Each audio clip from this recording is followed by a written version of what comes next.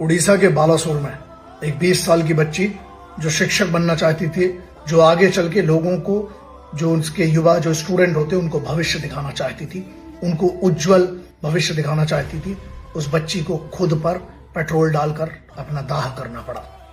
कारण समीर साहू एचओडी, उस कॉलेज के, उड़ीसा के उस बालासोर के कॉलेज का एचओडी, जो उसको पिछले 1 महीने से परेशान कर रहा था, अनवांटेड फेवर्स मांग रहा था और हरास कर रहा था इस बात को कह के कि उसको फेल कर देगा।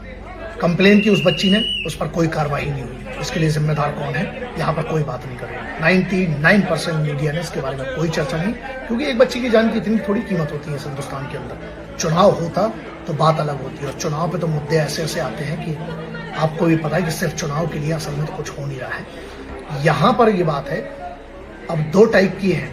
एक, जहां सरकारों ने कानून बनाए हैं, जहां सरकारों ने दंड का पूरा काम कर रहे हैं, दिखता है वो ग्राउंड के ऊपर। दूसरा, सिर्फ पेपर पे बहुत सारी बातें हैं जिस पर असल में कुछ नहीं हो रहा। तो यहां पर यह है कि जब इस बच्ची ने कंप्लेन की, ऐसी रिपोर्ट के हिसाब से और सोर्सेज के हिसाब से, और जो वेरीफाइड जो चीजें, उसी पर मैं बात करता हूं, वरना मैं इस पर वीडियो कर चुका होता। जब वो बच्ची ने हर जगह से परेशान हुई, 95% जली है वो बच्ची। आप समझते हैं 95% का उसके पिताजी का कहना है कि मैं अपनी बच्ची को पहचान नहीं पाया। लेकिन क्या होता है, किसी का कुछ नहीं गया ना। उस बच्ची के साथ जो हुआ है वो समझ सकता है जिसकी खुद की बेटियां होंगी, या वो समझ सकता है जिसके अंदर आज भी ना एक इंसान जिंदा है। ये वाला वीडियो ना, वैसे भी मैं अपने वीडियो में एक बात कहता हूं, अभी भी ध्यान रखना, सांस लेती हुई जिंदा लाशों से कोई मतलब नहीं है, ना तुमसे कोई आशा है।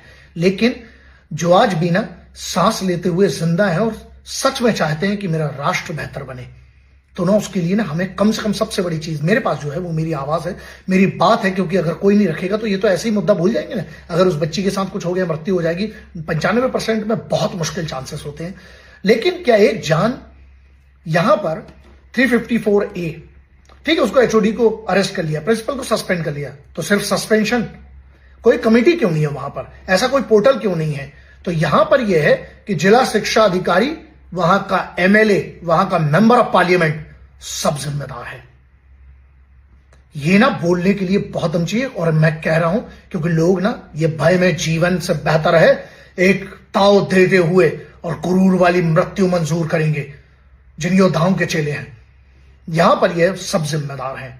क्यों नहीं ऐसे में मेंबर ऑफ पार्लियामेंट की जिम्मेदारी निर्धारित होती है कि उनकी कॉन्स्टिट्यूएंसी में हुआ है?